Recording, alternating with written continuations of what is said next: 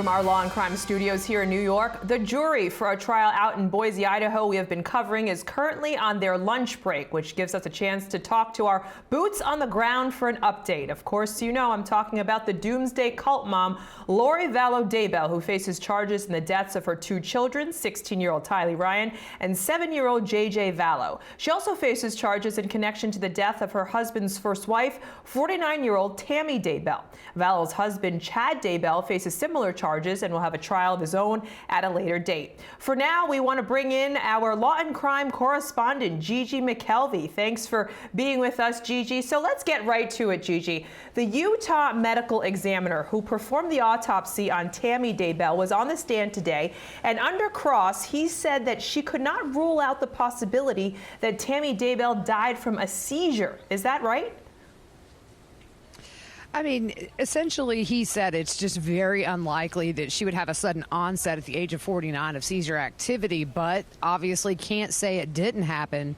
But, you know, he really tried to make clear to that jury that they really don't feel this was any kind of a heart condition or seizure activity that contributed to her death. Was there any testimony that could support seizures, such as any medication she was on? No, the only medication she was on was an antidepressant that she had been on for a while, as well as some pain medicine for a wrist problem she was having. And otherwise, I mean, it seemed like she was healthy. She was taking a Zumba class. She was clogging. She had run a 5K in August right before she died. So there was just no indication that anything she was taking or anything that she was doing was in any way an indication of bad health. Was there any more testimony about the pink foam coming out of Tammy's mouth at the time of her death? Not really. On cross, he was asked if they tested that pink foam. He said they typically don't. There's just not enough of the sample to get for testing. And so that was really the only other thing mentioned about the foam today. And he said it's just not something they typically do standard with an autopsy, even if it is present. What about the bruises found on her body? Was that touched on?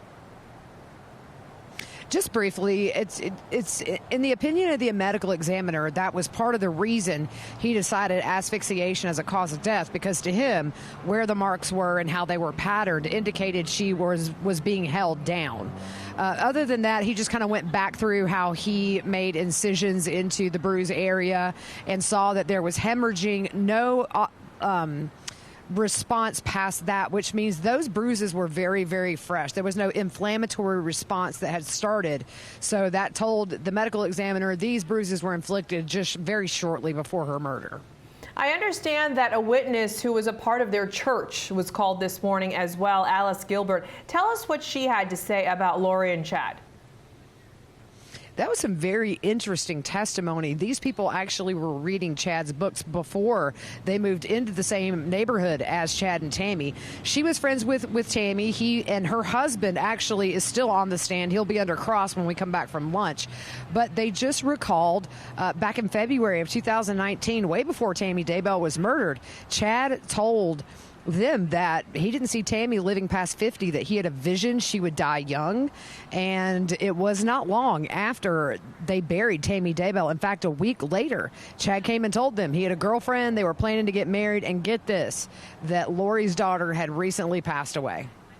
Wow. And who else was called to the stand today, J.J.? So we had a detective from Fremont County who looked into Tammy Daybell's Fitbit that she wore on her wrist and was just going through the number of steps she made for the entire year, showing that she was making the average number of steps that people do in a day. There was nothing to indicate she was slowing down. January and February of 2019 were a little bit lower months, but it's cold in Rexburg, so maybe you're not outside as much. But in the month that she died, the number of steps she was taking was an adequate number for a healthy adult. J.J., is there anything else that you have for us before we send you back into that courtroom? Anything we can look forward to in the afternoon? Well, we've heard some rumblings that maybe Lori's niece, Melanie Pulowski, is in the building, so she might take the stand. Other than that, the witness list is sealed, so it's always a surprise when a witness walks through the doors to who it is. We're kind of kept in the dark about that, but these neighbors have been given some very interesting testimony. I'm curious to see how this cross goes. All right, J.J. McKelvey, thank you so much for your great reporting as always.